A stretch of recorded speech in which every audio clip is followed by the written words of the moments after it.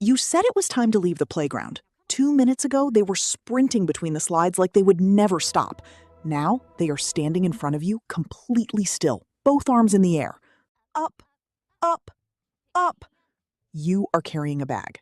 You are carrying a water bottle. You are carrying their jacket. And now, you are going to carry them. Again. You probably did the math in your head.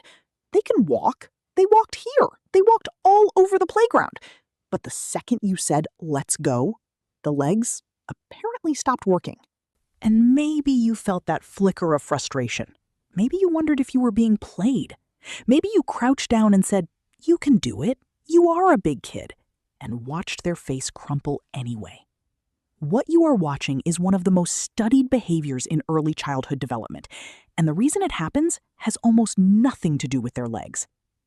For most parents, the carry me demand reads as one of three things. Either the toddler is genuinely tired, in which case you carry them, or they are being lazy, in which case some part of you wonders whether you should be teaching independence, or they are testing limits, in which case another part of you worries you are creating a bad habit by giving in. Here is what the research actually shows. None of those three explanations is the main thing happening.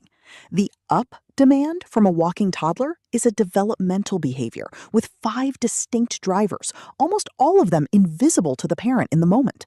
Some are physical. Some are about how their brain is processing the world from 3 feet off the ground. And one of them, the one most parents never realize is happening at all, is something so quietly profound that once you understand it, you will never feel that flicker of frustration the same way again.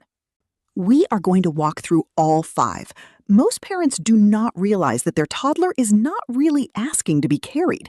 Their toddler is asking for something specific, and the carrying is just the language they have for it. Here is what is actually happening. 1. They are not being lazy. Their body is using more energy than yours. You probably underestimate how physically expensive walking still is for a toddler. Adult walking is automatic. Your motor cortex handed it off to lower brain regions decades ago, and they run the routine without conscious attention. For a toddler, walking is still being learned every single step. Karen Adolph, who runs the Infant Action Lab at New York University, has spent her career measuring this. Her research, published in Psychological Science in 2012, found that toddlers in the early walking phase take an average of 2,368 steps per hour and fall about 17 times in that same hour. Every step requires deliberate cortical attention. Their brain is doing the equivalent of you trying to walk while solving a puzzle. So the toddler who happily ran around the playground for 40 minutes is not faking exhaustion when the walk home begins. They are physiologically depleted in a way that an adult body never experiences during the same activity.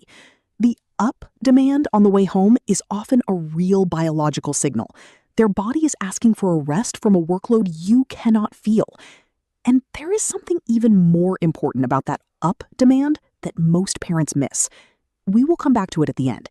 It is the reason the carrying matters more than parents realize. 2. Up means height. They need to see the world from your level. When your toddler reaches for you, especially in a new place or a crowded one, watch what they do once they get there. They turn their head. They scan. They look at faces. The arms up demand is often about needing a different vantage point on a confusing environment. A toddler at 3 feet tall is standing in a forest of legs and unfamiliar shapes.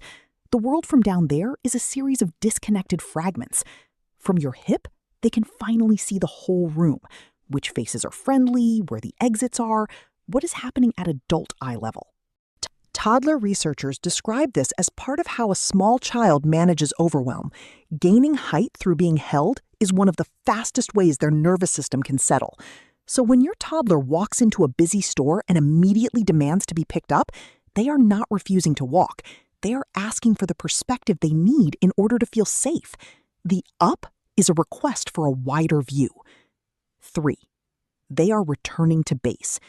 This is the part of the behavior most parents have heard about in some form, but rarely with the developmental science behind it.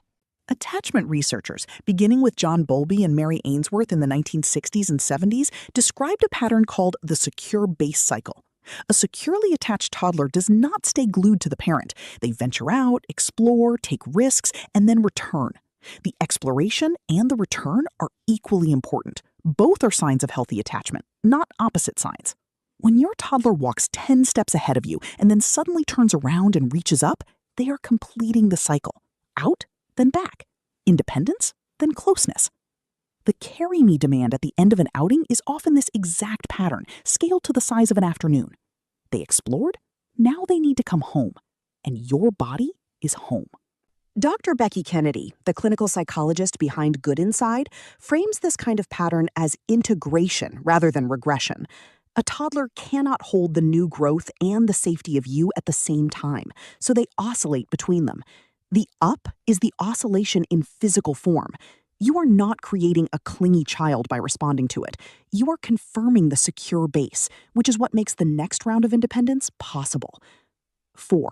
Transitions are the hardest moment for a developing brain. There is a reason the demand to be carried so often comes at the end of an activity. Endings are cognitively expensive for a toddler. The prefrontal cortex, which is responsible for shifting gears, anticipating change, and managing the emotional weight of an ending, will not be fully developed until your child is in their mid-20s. In a 2 or 3-year-old, it is barely online.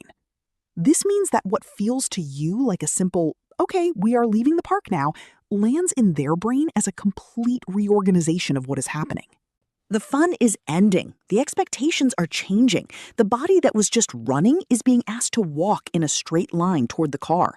That is an enormous amount of executive functioning to ask of someone whose executive functioning is still under construction. The carry me demand at the moment of transition is, at the deepest level, a request for help with the transition itself. They cannot do the gear shift on their own. Your body, picking them up, is the bridge between the activity that just ended and the next thing that has not yet started. You are not just carrying them across distance, you are carrying them across the cognitive gap between two states. This is why insisting they walk through the transition often makes everything worse. The meltdown that follows is not defiance. It is a brain that ran out of capacity at exactly the wrong moment. 5. They are choosing you specifically. This is the part that closes the loop we opened at the beginning, and it is the reason this behavior matters more than any other version of the carry me demand. Watch what happens next time your toddler is being held by another adult, even someone they love, and you walk into the room. Within seconds, the arms come up for you. They will leave a perfectly good lap to climb into yours. They will refuse to be put down by your partner and then settle instantly when you take them. The up demand is not just a request for elevation. It is a request for a specific body, yours. Dr. Dan Siegel, the neuroscientist and co-author of The Whole Brain Child, has written extensively about how a toddler's sense of safety is built through repeated, predictable, embodied contact with one or two specific caregivers. The smell of your skin, the rhythm of your breathing, the way your body holds tension and releases it. All of this is encoded in your toddler's nervous system as the literal definition of safe. Other people are warm. Other people are kind. Other people are loved. You are home. When your toddler reaches up at the end of the playground, in the middle of the parking lot, 3 steps from the car, what they are saying is not, I am too tired to walk. What they are saying is, I want to be in the only body in the world my nervous system recognizes as the answer to everything. That is what the carrying is. The legs are the excuse. The body against your body is the message. So tomorrow, when you are leaving the park or the grocery store or the friend's house, and your toddler stops in front of you and lifts both arms, here is what is actually happening. Their body is genuinely tired in a way you cannot feel. They need a wider view of a world that looks different from 3 feet tall. They are completing an attachment cycle that builds the courage for the next round of independence. They are asking you to bridge a transition their brain cannot bridge alone.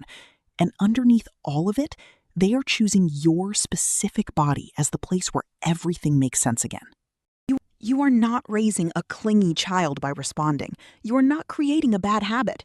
You are not falling for a manipulation. You are doing exactly what your toddler's developing brain has in fact evolved to need from you. The toddlers who are received when they reach are the toddlers who, years later, walk further and stay out longer because they know exactly where home is. Your back will get sore, The water bottle and the bag and the jacket and the toddler is genuinely a lot of weight. Take the breaks you need. But the next time those small arms go up, you will know what they are really asking for, and you will know what your answer means.